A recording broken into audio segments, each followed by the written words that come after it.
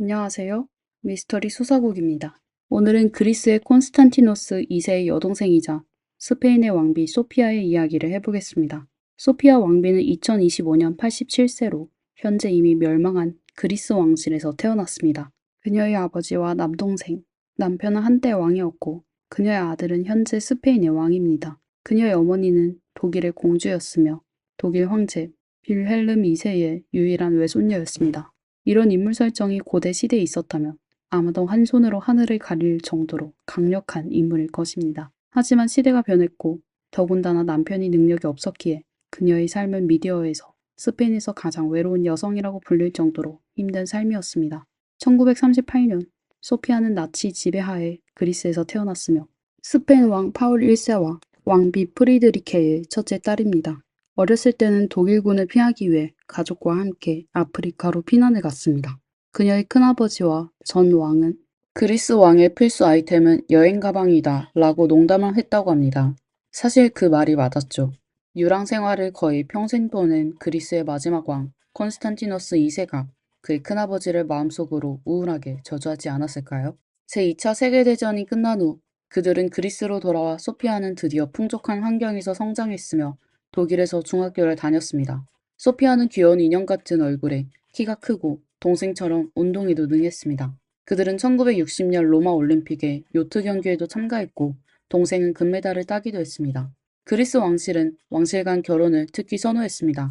정년기에 접어든 소피아의 어머니는 여러 나라의 왕자들을 물색하기 시작했습니다. 처음에는 당시의 노르웨이 왕자 하랄드를 마음에 두었으나 성공하지 못했습니다. 하랄드는 평민 여자와 사랑에 빠져 결혼을 결심했었고 그 여자가 아니면 결혼하지 않겠다고 했습니다. 이후 소피아는 그리스의 한 해상 파티에서 당시 왕이 아니었던 후안 카를로스를 만났습니다.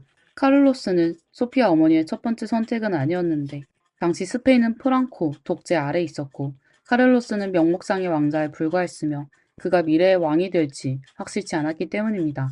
그러나 젊었을 때 카를로스는 매우 잘생겼고 그의 다양한 행적을 보면 그는 매우 남자다웠습니다. 그래서 소피아는 그에게 마음을 품게 되었고 두 사람이 어떻게 연애를 했는지는 여전히 미스터리입니다. 당시 소피아는 그리스어, 영어, 독일어를 할 수 있었고 카를로스는 스페인어, 이탈리아어, 프랑스어를 구사할 수 있었습니다. 유럽에서 연애를 하는 건 정말 어려운 일이었죠. 카를로스가 소피아를 사랑했는지 아닌지는 알 수 없습니다. 두 사람이 만났을 때 카를로스는 이탈리아 귀족 후손인 여자친구가 있었고 그 여자친구는 프란시스코 프랑코를 만난 적도 있었습니다. 그러나 프랑코는 그녀의 집안이 정치적으로 자유주의적이라며 결혼을 반대했고 그래서 카를로스는 그녀와 헤어지고 소피아에게 마음을 돌렸습니다. 결국 공주와 결혼하는 것이 불안정한 스페인 왕실을 안정시키는 데에도 도움이 될 수 있었던 것이죠. 어느 날 카를로스는 소피아에게 반지 상자를 건네며 아무런 정식 구혼 절차 없이 결혼을 약속했습니다. 1962년 소피아는 그리스 정교에서 천주교로 개종하고 이름을 스페인어 철자에 맞게 소피아로 바꿨으며 공식적으로 스페인 왕실에 합류했습니다. 결혼 후 몇 년 동안 스페인 왕실은 프랑코 정권의 그림자 속에 있었습니다. 하지만 바로 그 시기가 소피아 인생에서 가장 행복한 시간들이었습니다. 소피아는 성격이 온순하고 그녀의 행동 하나하나가 왕실 공주의 품격을 보여주었기에 프랑코의 큰 사랑을 받았습니다. 카를로스는 프랑코를 매우 두려워했기에 함부로 행동할 수 없었고 아내에게는 늘 순종적이었습니다. 그들은 두 아들과 한 딸을 낳았고 가족 사진은 언제나 화목하고 달콤한 모습을 보여주었습니다. 소피아는 간호학교를 다닌 적이 있어 새 아이를 세심하게 돌보며 이 시기 동안 그녀는 어머니이자 카를로스 뒤에 숨은 작은 아내였습니다. 하지만 1973년 프랑코가 사망하고 카를로스가 공식적으로 왕위에 오르면서 모든 것이 변했습니다. 카를로스의 성장 과정을 먼저 살펴볼까요? 앞서 그는 매우 남자다웠다고 했죠. 그가 했던 일들은 무엇이었을까요? 카를로스는 소피아와 같은 해 1938년에 로마에서 태어났습니다. 그가 태어날 때 스페인 왕실은 이미 이탈리아로 망명한 상태였습니다. 스페인 왕실과 그리스 왕실은 사실 많은 유사점을 가지고 있습니다. 예를 들어 두 왕실 모두 외국에서 유입된 왕조라는 점이죠. 그리스 왕조는 덴마크에서 넘어왔고 스페인 왕실은 프랑스의 부르봉 왕조 후손입니다. 두 왕조 모두 망명 생활을 경험했으며 군인 독재 정권도 겪었습니다. 프랑코는 말년에는 자신의 독재 정권을 계속 유지하고 싶었지만 아들이 없었기에 옛 왕 알폰소 13세의 손자 카를로스를 불러들여 후계자로 키우기로 했습니다. 카를로스에게는 친동생이 하나 있었고 그가 유일한 형제였습니다. 그들이 10대였을 때 동생은 총기 사고로 사망했죠. 사건 당시 방 안에 있던 사람은 카를로스뿐이었고 경찰 보고서는 동생이 총을 가지고 장난치다 사고가 일어났다고 기록했습니다. 그러나 한 하인에 따르면 카를로스가 동생에게 총을 겨누는 모습을 보았다고 했습니다.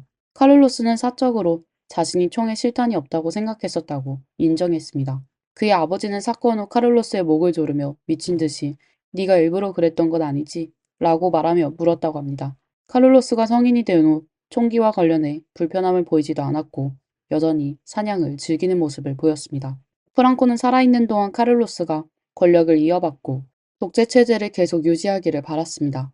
그러나 카를로스가 왕위에 오른 후 첫 번째로 한 일은 권력을 내려놓고 의회를 소집하여 스페인을 평화롭게 입헌 군주제로 전환시킨 일이었습니다.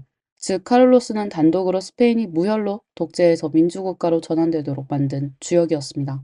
1981년 군사정권의 잔여 세력은 다시 한번 쿠데타를 일으켰고 의회 건물을 점검하여 군사 독재를 되살리려고 했습니다. 그러나 카를로스의 반응은 매우 신속했습니다. 그는 즉시 텔레비전에서 공개 연설을 하며 내가 있는 한 군사정권은 절대 다시 집권할 수 없다고 밝혔습니다. 결국 이 쿠데타는 24시간 만에 무력화되었습니다. 이 사건 이후 카를로스는 스페인 국민들 마음속에서 영웅 같은 존재가 되었고 후속 여론조사에서 그는 콜럼버스와 세르반테스를 제치고 스페인 역사상 가장 위대한 남자로 선정되었습니다. 권력을 내려놓은 후 카를로스는 그의 호르몬을 사랑에 쏟아붓기 시작했습니다. 맞습니다. 그는 외도를 했죠. 어쩌면 그의 세계관에서는 남자라면 바람을 피울 수 있다는 생각을 했을지도 모르며 이제 더 이상 그를 지배할 큰 보스도 없었기 때문이었겠죠. 전해지는 바에 따르면 소피아 왕비는 37살에 사냥을 나간 카를로스에게 깜짝 놀랄 선물을 주고 싶어서 세 자녀와 함께 그가 묵고 있는 호텔을 찾아갔습니다. 그런데 그곳에서 카를로스의 외도를 목격하게 되었습니다. 이 사건 이후 부부의 관계는 더 이상 회복되기 어려웠습니다. 또한 소문에 따르면 카를로스는 왕으로 재임하는 동안 무려 1,500명의 애인이 있었다고 합니다. 1,500명이란 숫자가 무엇을 의미할까요? 매일 한 명씩 바꾼다고 해도 4년 동안 전혀 반복되지 않을 정도입니다. 물론 이 숫자가 사실일지 아닐지는 알 수 없지만 이런 소문이 돌 정도라면 카를로스의 인성과 평판을 짐작할 수 있을 것입니다. 소피아는 아마도 이혼을 고려했을지도 모르지만 이를 단호히 반대했습니다. 그녀의 어머니는 이렇게 말했습니다. 어떤 일이 있더라도 왕비 자리를 빼앗기지 마라. 나처럼 쫓겨난 왕비가 되고 싶니? 이 한마디는 소피아의 후반 생애에서 벗어날 수 없는 굴레가 되었습니다. 그녀의 고향인 그리스 왕실은 완전히 무너졌고 소피아의 어머니인 전 그리스 왕비는 늙어서 스페인에 와서 그녀에게 의지했습니다. 그녀의 동생은 망명 초기 자주 소피아에게 도움을 청했습니다. 콘스탄티노스 2세가 그리스를 떠날 때 급하게 떠나면서 카를로스로부터 옷도 빌려갔습니다. 후에 그리스 정부는 그들에게 여권을 제공하지 않아 한동안 그들은 스페인 여권을 사용해야 했습니다. 소피아의 유일한 여동생이 이레네, 그리스 마지막 공주는 왕실이 무너지기 전에 결혼하지 못했습니다. 결국 평생 독신으로 지내게 되었으며 그녀는 소피아와의 관계 덕분에 오랫동안 스페인에 거주하며 언니와 평생을 함께했습니다. 그래서 소피아는 이혼을 결심할 수 없었습니다. 소피아는 전통적인 왕실 출신으로 왕실의 존엄과 체면을 매우 중요시했습니다. 그녀는 결코 공개적으로 남편에 대한 불만을 표현한 적이 없었으며 결혼 생활의 진실을 암시라도 하여 대중의 동정을 얻기 위해 미디어를 이용한 적도 없습니다. 비록 후속 사진들에서 그녀의 미소가 점차 굳어지는 것을 볼 수 있지만 소피아는 언제나 완벽하게 왕비로서의 책임을 다했습니다. 스페인 국민들이 국왕의 진짜 모습을 알게 된 것은 2012년 전후의 일련의 스캔들로 인해서였습니다. 그 전까지 국왕의 풍문은 거리나 골목에서만 떠도는 소문에 불과했습니다. 2012년 카를로스가 아프리카 보츠와나에서 코끼리 사냥을 하고 있는 모습이 미디어에 찍혔습니다. 이러한 최고급 사냥 여행의 비용은 매년 수만 유로에 달하며 그 당시 카를로스는 그의 연인과 함께 있었습니다. 세금을 낸 국민들의 돈으로 연인과 사치스러운 여행을 즐기며 동물보호와는 정반대인 코끼리 사냥을 한다는 사실은 경제위기 중인 스페인에게 폭탄처럼 터졌습니다. 그 후 이 연인의 여러 가지 행동으로 더 큰 부패 사건이 드러났고 그 직접적인 결과로 2014년 카를로스는 자진해서 왕위를 아들에게 물려주었습니다. 하지만 이 일이 이렇게 끝난 걸까요? 소피아는 왕태우로서 편안한 나날을 보낼 수 있었을까요? 그렇지 않았습니다. 카를로스가 왕위를 물려준 후 국왕으로서의 면책특권을 잃었기 때문에 한 남자와 한 여자가 그를 고소하기 시작했습니다. 두 사람은 자신들이 그가 수년 동안 인정하지 않은 사생아라고 주장하며 법원에 친자 확인을 요청했습니다. 이 두 사람은 나이가 꽤 되었으므로 계산해 보았을 때 그들이 진짜라면 소피아와 결혼 초기부터 외도를 했다는 이야기입니다. 카를로스 쪽에서는 아마도 양심이 찔렸던 듯 한편으로는 친자 확인을 미루면서도 자신이 소피아에게 충실하고 결코 그녀를 배신하지 않을 것이라고 주장했습니다. 그런데 여기서 웃긴 일이 벌어졌습니다. 이 남녀는 일이 진전되지 않자 아이디어가 떠올랐습니다. 아버지가 DNA 검사를 안 한다면 우리가 직접 해보자. 우리 둘이 형제인지 확인해보면 되지 않겠어? 결국 그들은 자신들끼리 검사한 결과 90% 이상 확률로 그들이 형제라는 결과가 나왔다고 주장했습니다. 그런데 그들의 어머니는 한 명은 스페인에, 다른 한 명은 벨기에에 살고 있었고 서로 전혀 알지 못하는 사이였습니다. 이 소동은 스페인 전역에서 큰 웃음거리가 되었지만 소피아에게는 대중들이 그 웃음을 즐기는 만큼 그녀의 마음은 매우 씁쓸했을 것입니다. 2020년 8월 3일 현 국왕이자 소피아의 아들인 펠리페 6세는 아침 일찍 아버지인 카를로스에게서 온 편지를 받았습니다. 편지의 내용은 대략 나는 떠났고 다시는 돌아오지 않을 것이다. 나라 일은 내게 맡겼다는 내용이었습니다. 편지에는 그가 어디로 간다는 말도 없었고 그의 결혼한 아내인 소피아에 대한 언급도 없었습니다. 그렇다면 아버지는 어디로 간 걸까요? 며칠간의 스페인 언론의 추적 끝에 카를로스는 남미를 거쳐 두바이로 향한 것으로 밝혀졌습니다. 그가 떠난 배경에는 약 8천만 유로에 달하는 사우디아라비아의 거액 뇌물이 있었고 이 사건은 여전히 조사 중입니다. 소피아는 이 사건에 큰 영향을 받지 않은 것처럼 보였고 마드리드에서 동생과 함께 쇼핑을 하며 여유롭게 다녔습니다. 수십 년 동안 인내하며 결국 바람둥이 남편을 떠나보낸 소피아는 여전히 스페인의 왕태우로 아들은 국왕, 손녀는 왕위 계승자가 되었습니다. 이제 그녀에게는 더 이상 슬퍼할 이유가 없을지도 모릅니다. 소피아의 생애를 들여다보면서 그녀와 그리스 마지막 왕의 아내인 덴마크의 세 번째 공주인 안 마리와 비교하지 않을 수 없습니다. 두 사람의 인생 출발점은 매우 비슷했습니다. 두 사람 모두 외국 왕국의 공주였고 다른 나라의 왕과 결혼했죠. 그러나 결혼 후 두 사람의 삶은 전혀 다른 방향으로 흘러갔습니다. 안마리는 사랑을 얻었지만 왕위를 잃고 평생 떠도는 삶을 살았고 소피아는 왕위를 얻었지만 사랑을 잃고 우울한 나날을 보내게 되었습니다.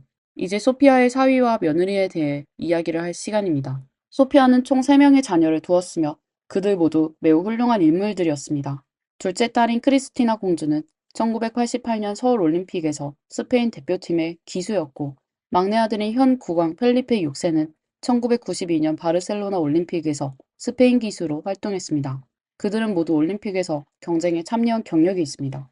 둘째 딸은 나중에 운동선수 출신의 남편을 만나 결혼했으며 두 사람은 문무를 겸비한 고학력자들이었고 직장 내에서도 성공을 거두었습니다. 그러나 2014년에 발생한 뇌물수수 및 탈세 사건으로 인해 그들의 명성은 급격히 추락했습니다. 남편은 감옥에 가게 되었고 공주도 법정에서 피고인이 되었습니다. 이미 국왕이 된 펠리페 6세는 이 사건 후 즉시 그녀의 왕실 칭호를 박탈하고 그들을 스페인 왕실에서 제명했습니다. 소피아 왕태우는 이 일로 많은 고민을 했고 아들에게 가서 딸을 위해 간청했습니다. 그녀의 왕실 칭호를 빼앗지 말아줘.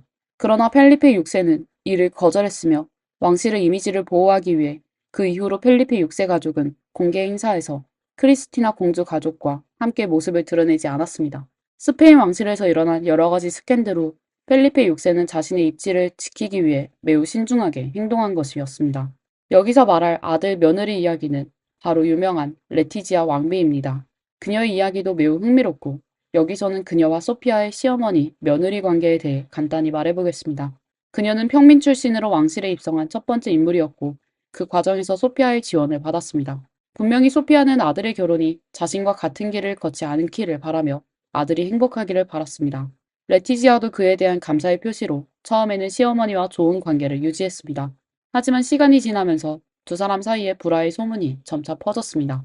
특히 2018년 소피아가 두 명의 손녀와 함께 카메라 앞에서 사진을 찍고 있을 때 레티지아는 이를 방해하는 장면이 담긴 영상이 공개되었습니다. 밖으로 나간 후 소피아는 손녀의 이마에 입을 맞추었고 레티지아는 즉시 그 자리에 손을 대어 입맞춤의 자국을 지우려 했습니다. 사실 이런 이야기는 일반 가정에서는 별일이 아니며 어머니 세대와 할머니 세대가 가정에서 아이들에게 무엇을 해야 할지에 대해 의견 차이를 보이는 거에 불과합니다. 그러나 이미 수많은 소문이 돌고 있는 스페인 왕실에서는 사람들은 자연스럽게 이 일에 관심을 가지며 구경거리가 되었습니다. 레티지아의 개인적인 성장 과정과 강한 성격을 고려할 때 그녀와 시어머니는 분명히 인생관이 다를 수밖에 없었습니다. 특히 딸을 키우는 과정에서 갈등이 있을 수밖에 없고 그 중에서 가장 중요한 것은 그녀의 큰딸이 미래의 여왕이 될 가능성이 있다는 점입니다. 레티지아는 딸을 강한 여자로 키우려고 할 것이고 그녀는 소피아의 전통적인 참고 인내하는 가치관이 딸에게 영향을 미치기를 원하지 않을 것입니다. 따라서 영상에서 일어난 갈등은 그녀의 일상적인 생각과 행동이 무의식적으로 드러난 것일 뿐입니다. 스페인 내에서 소피아 왕비는 수년간 매우 존경받아왔습니다.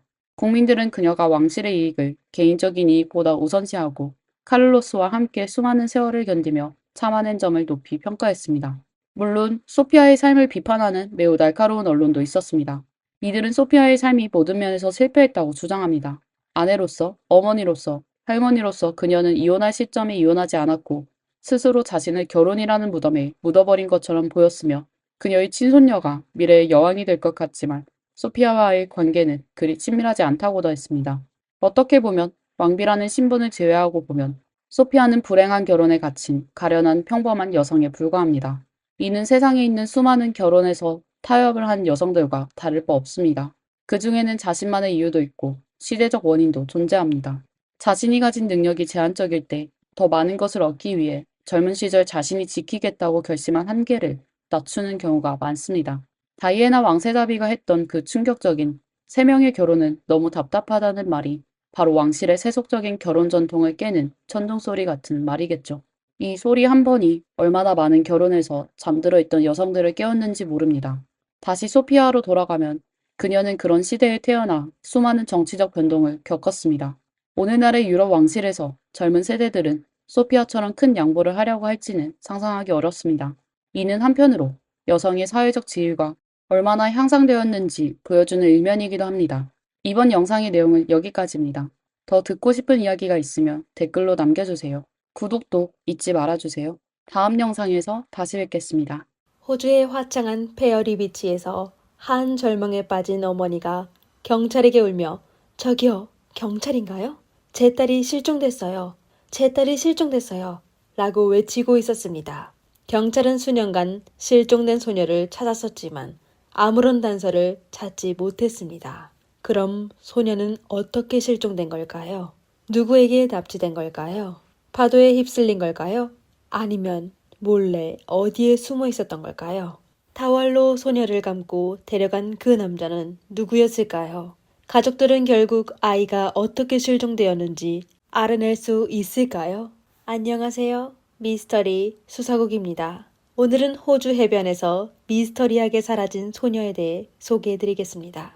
호주는 마법의 대륙이라 온갖 기이한 동물이 있을 뿐만 아니라 그곳에서 발생한 사건도 아주 기이하였습니다. 그럼 오늘은 저희와 같이 50년을 걸쳐 해결되었지만 사건 조사한 경찰이 분노에 빠져 시작하게 된 사건을 확인해 봅시다. 1968년 24세 영국 군인 빈스 그리머는 아내와 네 자녀를 데리고 항상 비가 내리는 영국을 떠나 햇빛이 쨍쨍한 호주 뉴사우스웨일스의 울릉궁으로 이사하였습니다. 가족이 정착한 후 빈스는 호주군에 입대하여 엔지니어로 계속 복역했습니다. 그리고 그의 아내 캐럴은 전업주부로서 집에서 4명의 자녀를 돌보고 있었습니다. 그들은 7살 장남 리키, 5살 차남 스테판, 4살 삼남 폴, 막내 3살의 딸 셰릴이었습니다.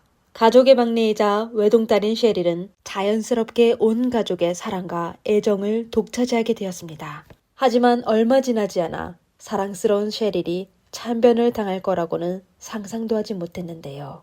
1970년 1월 남반구는 한여름이었습니다.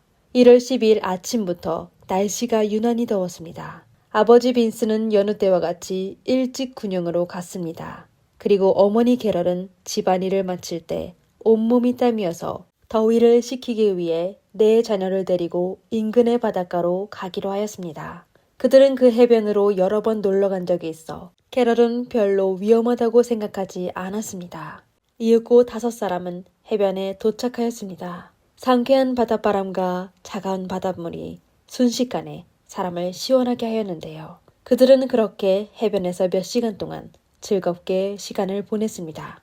그러다 오후가 되자 하늘에 먹구름이 몰려들기 시작했고 바닷바람도 거세지기 시작했습니다. 비가 많이 올 것 같아 캐럴은 아이들을 데리고 집으로 가기로 했습니다. 그녀는 7살 큰아들 리키에게 동생들을 바닷가에 있는 욕실로 데려가 바닷물과 모래를 씻으라고 시키고 본인은 집에서 가져온 캠핑용품과 아이들의 장난감을 정리하였습니다. 그러다 몇 분 후 캐럴이 모든 걸 정리 다 할 무렵에 큰아들 리키가 남동생들과 함께 초조하게 돌아오는 모습을 보게 되었습니다. 그녀는 바로 무언가 잘못되었다는 생각이 들게 되었습니다. 알고 보니 아이들이 욕실에 도착했을 때 모두 목이 말라 욕실 옆에는 공용 음수대에서 물을 마시려고 했지만 7살 리키만이 키가 커 물을 마실 수 있었습니다. 책임감이 넘친 리키는 본인의 갈증을 참아 우선 동생들을 일일이 안아 그들을 먼저 마시게 했습니다. 그리고 그가 물을 마시고 있을 때 여동생 셰릴이 여자 욕실로 뛰어들어가더니 오빠에게 장난치며 본인을 잡아보라고 하였습니다. 화가 나고 불안해하는 오빠의 모습을 보고 3살 셰릴은 기뻐하며 깔깔 웃기만 하였습니다. 사실 이건 어린 형제들 사이에서 흔히 하는 게임이었는데요. 7살짜리 남자아이가 여동생을 찾기 위해 잠깐 여자 욕실에 뛰어들어도 누가 뭐라고 하지 않을 겁니다. 하지만 리키는 그때 막 성별에 대한 인식이 있게 되어 여자 욕실에 절대로 들어갈 수 없으며 또 남동생들이 곁에 있어 만약 들어가면 그들에게 오랫동안 비웃음을 당할 거로 생각하였습니다. 이렇게 몇 분 동안 여동생을 부려 나올 수 없게 되어 그는 어머니에게 도움을 청하기로 했습니다. 그리고 5살과 4살인 남동생은 그의 뒤를 따라갔습니다. 돌이켜보면 리키가 자리를 떠나 어머니에게 도움을 요청하고 캐럴이 여자 욕실로 간 시간은 겨우 1분 30초 뿐이었습니다. 하지만 모두가 돌아왔을 때 여자 욕실과 주변 해변과 덤불에는 셰릴의 모습이 없었습니다. 몇 분 후 캐럴의 절박한 외침이 페어리 해변 전체에 울려 퍼졌습니다. 그 당시 해변 주변에는 공중전화가 없어 캐럴은 할 수 없이 아들을 데리고 눈물을 흘리며 몇 개의 거리를 뛰어다니고 나서야 한 주민의 도움으로 경찰에 신고하였습니다. 현장에 급히 출동한 경찰은 몇 가지의 가능성을 제출하였는데요. 첫 번째는 셰릴이 가족과 장난친다고 한적한 지역으로 달려가 숨고 있다가 잠들었다는 거고, 두 번째는 아이가 해변으로 달려가 놀다가 큰 파도에 휩쓸렸을 수 있고, 세 번째는 아이가 납치되었다는 것입니다. 그러다 조사에 따라 처음 2개의 추측이 기각되었습니다. 몇몇 목격자들이 근처에서 한 젊은이가 어린아이를 타월로 싸 달리는 모습을 본 적이 있다고 하였습니다. 이에 경찰은 셰릴이 납치당했다는 걸 확인하게 되었습니다. 얼마 지나지 않아 3살짜리 소녀가 납치되었다는 소식이 지역에 알려지게 되었습니다. 경찰과 열정적인 지역 주민과 빈스가 복무하는 군대까지 합류하여 뉴사우스웨일즈 역사상 가장 거대한 수사팀을 구성하여 아이를 찾기 시작하였습니다. 하지만 며칠이 지났는데도 여전히 아이를 찾지 못했는데요. 이에 따라 자녀를 둔 지역 주민들의 공황을 일으켰습니다. 셰릴이 사라진 지 3일이 되었을 때 경찰은 아이에 대한 몸값을 지불하라는 편지를 보게 되었습니다. 편지에는 셰릴이 그와 같이 있으며 안전하고 건강하게 잘 살고 있으며 만약 소녀가 무사히 집으로 돌아가길 바란다면 1만 호주달러, 하나로 약 858만 원을 지불해달라고 하였습니다. 그리고 납치범은 경찰에게 몸값을 갈색 종이봉투에 넣어 인근 초등학교의 쓰레기통에 두라고 요구하였습니다. 경찰은 유괴범이 쓴 편지로 판단하여 몸값을 지불하는 날에 초등학교의 모든 출입구에 CCTV를 설치했으며 사복경찰을 파견하여 교직원으로 변장하여 기다렸습니다. 하지만 경찰의 행동이 용의자를 겁먹게 한 건지 아니면 그냥 장난 편지를 보낸 건지 몸값을 받은 사람은 날이 어두워졌는데도 나타나지 않았습니다. 그로부터 경찰은 이번 사건과 관련된 어떠한 단서도 얻지 못하여 결국 셰릴의 실종 사건은 점차 미스터리로 남게 되었습니다. 그리고 셰릴의 행복했던 가정은 그로부터 불행에 빠지게 되었습니다. 어머니 캐럴은 본인이 딸을 잃은 거라고 자책하며 매일 울기만 했습니다. 아버지 빈스는 원래 낙천적이고 강인한 군인이었는데 딸이 실종된 후 우울해졌으며 알코올에 빠지게 되었습니다. 빈스는 속으로 딸의 실종이 그 고약한 유괴범의 잘못이라는 걸 잘 알고 있어 평상시에는 고통을 억눌렀지만 술에 취하기만 하면 큰아들 리키를 원망스러운 눈빛으로 바라보며 왜 셰릴 곁을 떠났어? 왜 여동생을 버리고 떠났어? 라고 비난했습니다. 그리고 그의 비난은 아들 리키의 마음속 영원한 고통이 되었습니다. 이후 수십 년 동안 그는 여동생이 샤워실 앞에서 자신에게 손을 흔드는 꿈을 꾸게 되었으며 그때마다 여동생에게 달려가 안아줬습니다. 그리고 꿈에서 깨나게 되면 더 깊은 자책과 고통만을 갖게 되었습니다. 이렇게 41년이라는 세월이 흘러갔는데요. 그리머 가족은 경찰로부터 셰리에 대한 소식을 전혀 전달받지 못했습니다. 2011년 뉴사우스 웨일스의 감찰은 셰릴이 납치된 후 숨지게 된 것으로 판단되어 경찰이 해결해야 하는 사건이 실종 사건이 아니라 형사 사건이라고 하였습니다. 그의 발언은 그리머 부부에게 또 한 번의 타격을 주게 되었습니다. 2011년 말 셰릴의 불행한 부모는 슬픔에 잠긴 채 세상을 떠났습니다. 그들은 세상을 떠날 때까지 결국 딸에게 무슨 일이 있었는지 몰랐습니다. 이렇게 하여 가족은 형제 셋만 남게 되어 그들은 계속하여 고통스러운 생활을 해야 했습니다. 그러다 2017년에 프랭크라는 경찰이 그들에게 연락하였습니다. 그때야 세 형제는 경찰이 46년 전에 이미 수감자의 신원을 알고 있었지만 그리머 가족에게 그 사실을 알려주지 않았다는 걸 알게 되었습니다. 그리고 그 범인은 어떠한 처벌도 받지 않았습니다. 어떻게 된 일일까요?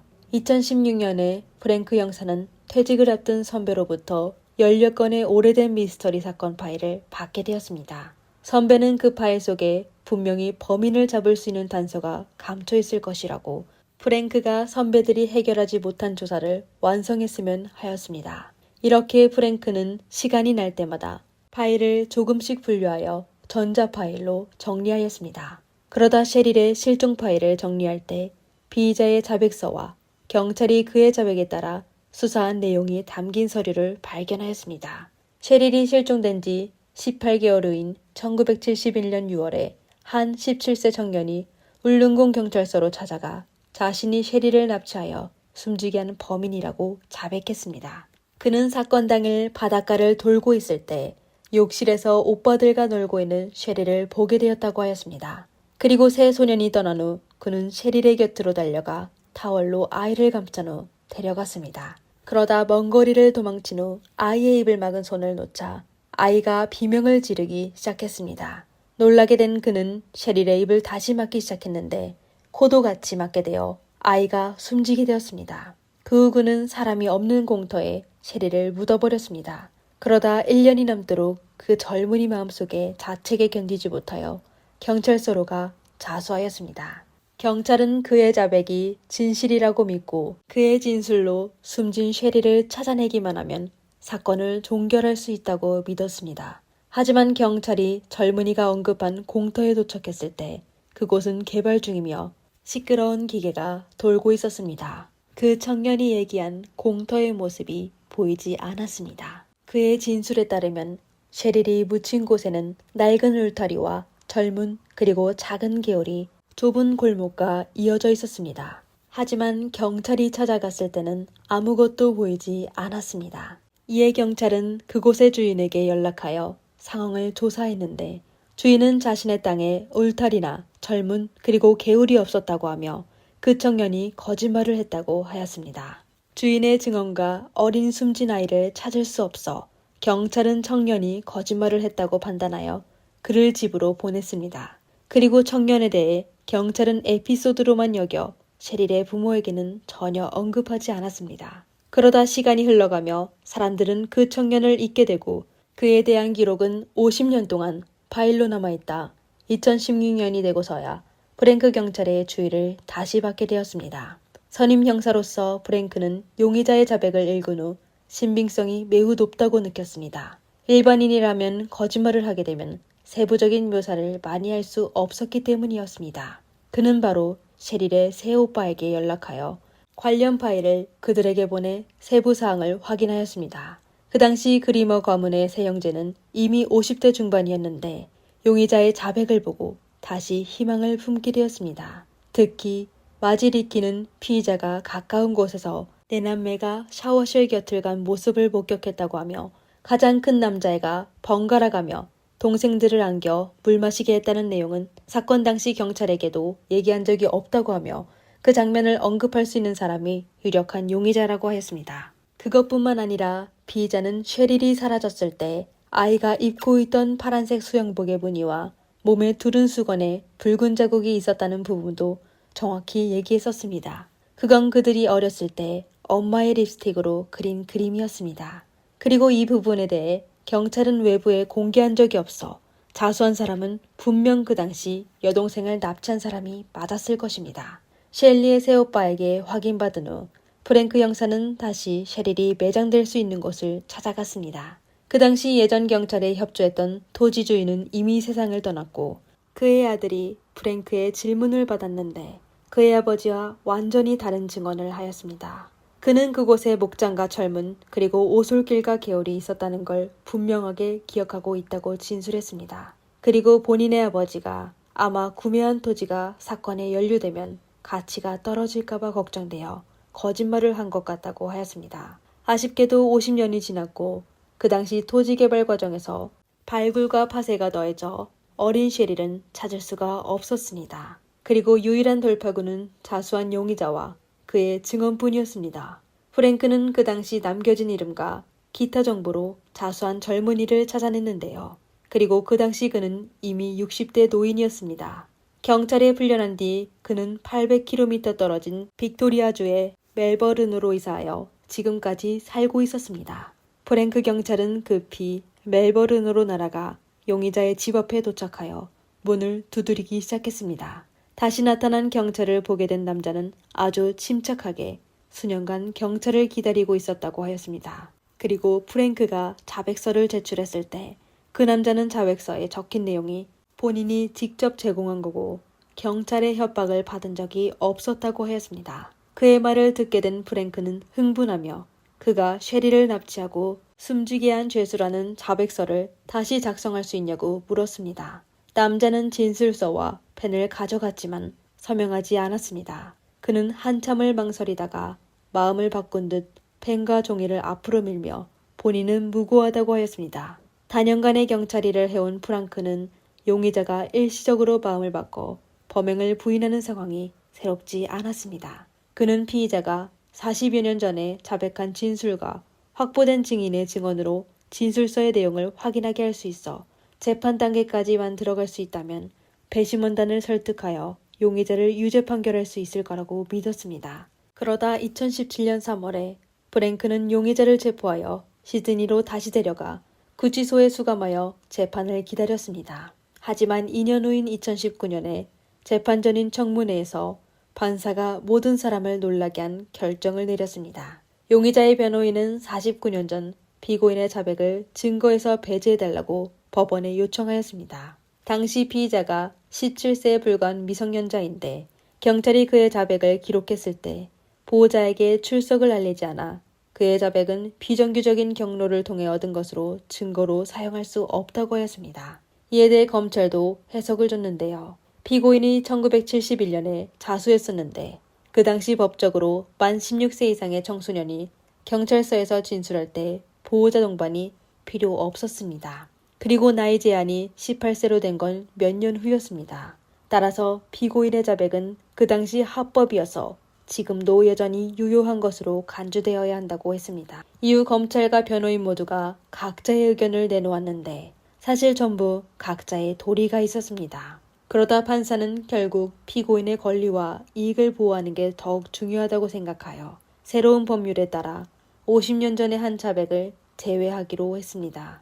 이로써 검찰은 유력한 증거 자료를 잃게 되어 할 수 없이 사건 기소를 취소하게 되어 용의자도 법정에서 바로 석방되었습니다. 그것뿐만 아니라 법원은 피의자의 이름과 얼굴을 공개하지 못하도록 금지령도 내렸습니다. 또 이에 따라 저희의 영상에서도 그 남자를 피의자 용의자로 언급할 수밖에 없습니다. 법원의 판결로 그리머 가문의 삼형제는 분노와 실망에 빠졌습니다. 여동생을 해친 사람이 그들의 눈앞에서 아무렇지 않게 떠나게 되었지만 그들은 아무것도 할 수 없었습니다. 그리고 프랑키 경찰도 역시 그가 수십 년 동안 근무한 법률 시스템에 실망하게 되었습니다. 만약 사건 당시 경찰이 확보된 사실을 그리머 가족에게 통보하여 증언에 대한 자세한 내용을 확인했다면 이번 사건은 아마 50년 전에 해결되어 그리머 가족이 새로운 삶을 시작할 수 있을지도 몰랐습니다. 그리고 50년 후 경찰이 마침내 잘못된 걸 수정할 기회를 얻게 되었지만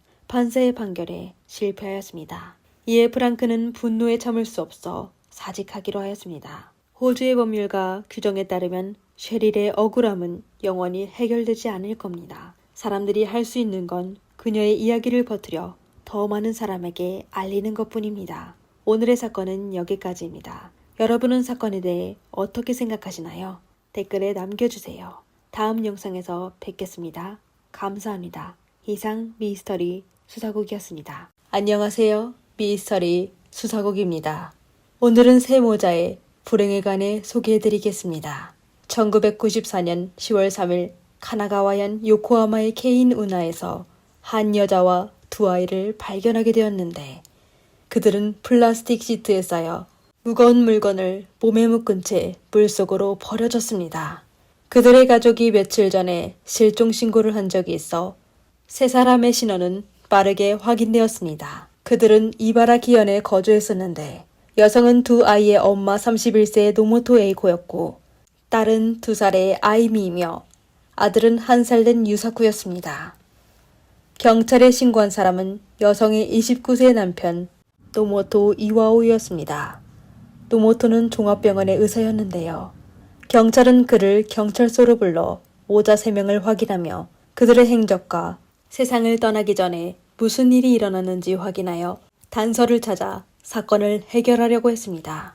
노모토는 29일 밤 집으로 돌아갔을 때 아내와 아이들이 보이지 않았다고 하였습니다. 그 당시 그는 그냥 아내가 아이들을 친정으로 데려갔다고 생각했는데 아니었습니다.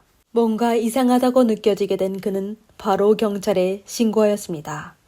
경찰은 그에게 뭔가 이상한 게 있었냐고 묻자 노모토는 그런 생각이 든 지 없었다고 하였습니다. 하지만 수사할수록 경찰을 의아하게 만들었는데요. 조사 결과로 모자셋은 집에서 참사를 당하게 된 건데 이상하게 남편은 집에서 아내와 아이들을 본 적이 없다고 하였습니다. 게다가 노모토의 오른손 손등에 상처가 있었는데 노모토는 강아지에게 물려 생긴 거라고 하였습니다. 하지만 그의 상처는 밧줄에 의해 생긴 것 같았으며 밧줄로 사람을 해치는 사람의 손에 흔히 보이는 상처였습니다. 이에 경찰이 계속 따지게 되자 노모토는 아내와 다투다가 생기게 된 거라고 말을 돌렸습니다.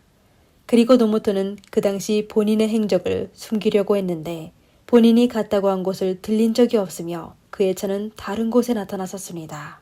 노모토는 경찰이 거리의 특정 위치에 번호판 확인 장치를 설치했다는 사실을 모르고 있었습니다. 그 장치는 자동차의 번호판과 모델, 색상, 그리고 운전자와 승객의 사진까지 찍어 빠르게 확인할 수 있었습니다. 주로 의심스러운 차량과 도난 차량을 찾는 데 사용되었는데요. 이렇게 경찰은 에이코 모자가 발견된 지 22일 만에 그녀의 남편 노모토를 체포하였습니다. 다양한 증거를 직면하여 노모토는 아내와 아이들에게 자신의 악행을 인정하였습니다.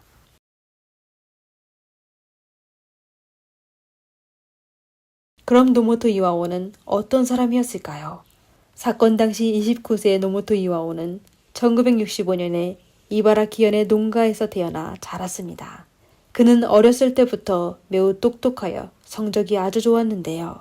그는 심지어 중학교 졸업할 때 전 학년에서 1등을 하여 명문 고등학교에 입학하게 되었습니다. 노모토는 고등학교를 졸업한 후 스쿠바 대학의 의과를 전공하여 1990년에 졸업하였습니다. 졸업 후 노모토는 스쿠바 대학병원에서 인턴을 하게 되었는데요. 그리고 바로 인턴 때 노모토는 의사와 간호사가 같이 개최한 테니스 행사에서 미래의 아내 에이코를 만나게 되었습니다. 에이코는 스쿠바 대학병원의 프론트 데스크에서 일하고 있었는데 두 사람은 서로에게 첫눈에 반하게 되어 얼마 안 돼 사귀게 되었습니다. 그러다 노모토는 에이코 앞에서 본성을 드러내기 시작했습니다. 사실 노모토는 에이코를 만날 때 여자친구가 있어 에이코는 얼떨결에 제3자가 되었습니다. 두 사람이 사귄 지 얼마 안 돼 에이코는 노모토에게 여자친구가 있다는 사실을 알게 되었는데 그녀는 노모토와 헤어지기 싫어 그가 다른 여성을 만나고 있다는 걸 모르는 척하였습니다. 그리고 에이코는 노모토를 만나기 전에 한번 결혼한 적이 있었습니다. 에이코는 도쿄도 오타쿠에서 태어나 고등학교를 졸업한 후 소바집 주인의 아들과 결혼하여 함께 이바라키현 스치우라시에서 소바 가게를 열었는데 가게의 장사가 별로 좋지 않아 또 부부는 갈등이 점점 심해져 결국 이혼하게 되었습니다. 그녀는 전 남편과 슬하에 2명의 자녀를 두고 있었는데 이혼 후 자녀를 전 남편에게 남겨준 후 이바라키현 츠치우라시에서 츠쿠바시로 이사하였습니다. 에이코는 항상 간호사가 되는 걸 꿈꿔와 의료와 관련된 일을 하고 싶어하여 결국 스쿠바시에 있는 의료센터에 프론트 데스크를 하게 되었습니다. 바로 그곳에서 그녀는 자신의 운명을 바꾼 남자 노모토 이와오를 알게 되었습니다. 어느 날 에이코는 자신이 임신했다는 사실을 알게 되었는데요. 아이의 아버지는 노모토였는데 그는 당시 사귀는 여자친구가 있어 에이코에게 수술을 하여 아이를 없애게 하였습니다. 에이코는 수술 후에도 노모토의 곁을 떠나지 않았는데요. 얼마 지나지 않아 에이코는 또 임신하게 되었는데 이번엔 에이코는 더 이상 수술하기 싫어 노모토에게 결혼하지 않아도 괜찮으니 아이를 낳게 해줘 라고 애원하여 노모토는 결국 동의하였습니다. 그는 에이코가 자존심이 강한 여성이라 결혼하고 싶었지만 말하지 않을 걸 잘 알고 있었습니다. 더욱이 아이가 태어나 아버지가 없으면 너무 불쌍하다고 생각하여 첫 아이가 태어나자 노모토는 에이코와 결혼하게 되었습니다. 에이코는 마침내 노모토와 부부가 되어 아이까지 낳게 되어 아주 기뻐하였습니다. 하지만 노모토는 결코 결혼하기 좋은 상대가 아니었는데요. 그런 남자와 같이 있다는 건 분명 비극을 맞이하게 될 것입니다.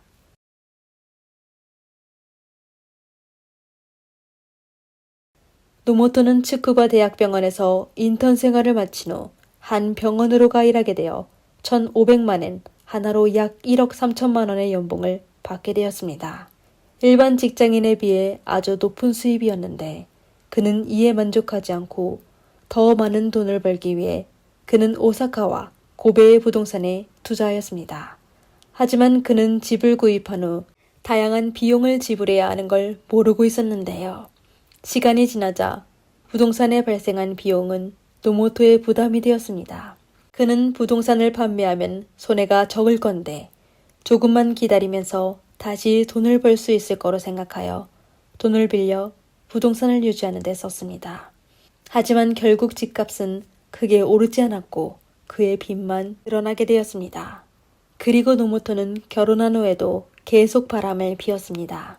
그는 의사의 신분으로 많은 여성들과 사귀게 되었는데 동시에 10명의 데이트를 한 적이 있었습니다. 물론 연애하는데 엄청난 비용이 필요하였습니다. 이렇게 노모토의 빚은 눈덩이처럼 불어나기만 했는데요. 바람둥이 남편을 둔 에이코의 기분은 아주 복잡했습니다. 그녀도 사실 제 3자였습니다. 첫 번째 아이가 태어난 지 얼마 안 돼 그들은 둘째 아이를 낳게 되었습니다. 에이코는 남편의 빚을 갚아주기 위해 검소하게 생활하며 낮에는 출근하고 밤에는 집으로 돌아가 아이들을 돌봤습니다. 하지만 그녀의 남편은 그럼에도 여전히 돈 쓰는데 아끼지 않았습니다. 그리고 남편의 빚이 점점 많아지자 에이코의 수입으로 도움이 되지 않게 되었습니다. 점차 노모토는 아내에게 생활비를 주지 않으며 집으로 돌아가지 않았습니다. 처음 에이코는 화를 내지 않고 불평도 하지 않으며 가만히 기다리기만 하면 남편이 결국 돌아올 거라고 생각하였습니다. 하지만 그녀는 정상적인 생활조차 유지하기 어렵게 되어 자기 생각이 틀렸다는 걸 깨닫게 되었습니다. 그녀의 통장에는 월 말만 되면 몇백엔밖에 남지 않았는데요. 에이코는 생계를 유지하기 위해 밤에도 일할 수밖에 없게 되었습니다. 그녀는 속은 클럽에서 일하게 되었는데 그곳의 여자들은 수영복을 입고 일해야 했는데 시급이 높아 돈이 부족한 에이코는 결국 그 직업을 선택하게 되었습니다. 에이코는 한때 남편에게 전 여자친구와 더 이상 만나지 말라고 했는데 남편은 그녀를 거절하였습니다. 에이코는 또 최소 관계를 맺지 말라고 했지만 남편은 그것도 안 된다고 하였습니다. 에이코는 점점 절망에 빠져 남편과 계속 다투기 시작하여 두 사람의 관계가 무너지게 되었습니다. 노모토는 아내가 이혼을 원하며 보상을 달라고 하고 또한 그가 여러 여성과 바람핀 사실을 병원에 알리겠다고 하여 그는 홧김에 아내를 해쳤다고 하였습니다. 10월 29일 새벽 5시 또 한 번의 말다툼에 노모토는 아내를 숨지게 하였습니다. 그리고 그는 사건이 사람들에게 알려지면 자신의 자녀가 범인의 아이로 불려지게 되어 너무 불쌍한 것 같아 아침 8시쯤에 그는 밧줄을 들고 곤히 자는 아이들을 향해 걸어갔습니다. 사건 당일 노모토는 평소대로 출근했고 퇴근 후 아내와 두 아이를 비닐에 넣어 승용차에 실었습니다. 그리고 그는 차량을 운전하여 댄스클럽에 갔다가 또 풍습점을 들린 후 강변으로 갔습니다. 이튿날 노모토는 병원의 간호사인과 함께 홋카이도 여행을 떠났습니다. 그리고 노모토는 자신의 범행을 숨기기 위해 가족들이 실종되었다고 경찰에 신고하였습니다.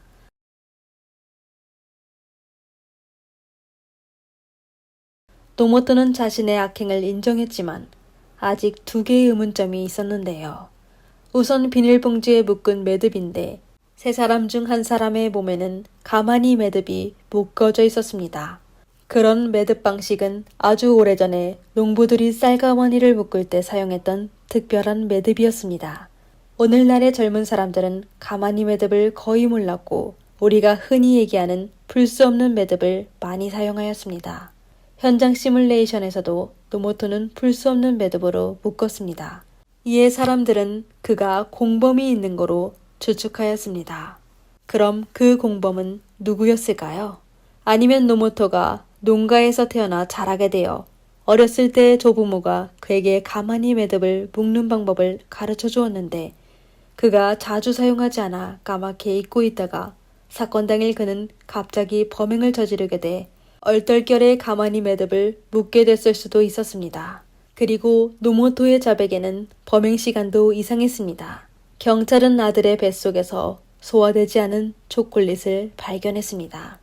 사건 전날 밤인 10월 28일 영자의 친구가 영자를 만나러 왔습니다. 아이가 초콜릿을 먹는 모습을 본 시각은 19시 30분경이었다고 합니다. 그녀는 20시에 에이코의 집을 떠났고 밖으로 나갔을 때 노모토가 손에 비닐봉지를 들고 집으로 오는 것을 보았다고 했습니다. 그들은 서로 인사하고 작별 인사를 했는데요. 초콜릿은 탄수화물이어서 보통 약 1시간 안에 소화됩니다. 이렇게 계산해보면 아이가 참변당한 시간은 노모토가 귀가한 지 얼마 된 10월 28일 8시 30분쯤이었을 겁니다. 하지만 노모토는 10월 29일 오전 6시에서 8시쯤에 아이를 해쳤다고 했습니다. 만약 아이들이 전날 밤 7시 30분에 초콜릿을 먹었다면 그들이 숨진 시간은 노모토가 자백한 시간과 10시간 이상 차이가 났습니다. 그럼 그동안 노모토는 무엇을 숨기려고 했을까요? 물론 노모토의 아들이 새벽 5시에서 6시 사이에 또 초콜릿을 먹었다면 그의 진술은 거짓이 아닐 수 있습니다. 1996년 2월 20일 요코하마 지방법원의 판사는 노모토가 의사로서 아내와 자녀에게 악독한 짓을 저질렀지만 홧김에 한 짓이고 또 사후에 반성하여 그에게 무기징역을 선고하였습니다. 사건이 알려지자 여러 언론에서는 사람들의 관심을 끌기 위해 사실을 왜곡하였습니다. 그들은 에이코가 결혼하여 아이를 낳고도 클럽에서 일하며 유명 브랜드만 추구하고 돈만 밝혀지는 여자로 묘사하였습니다.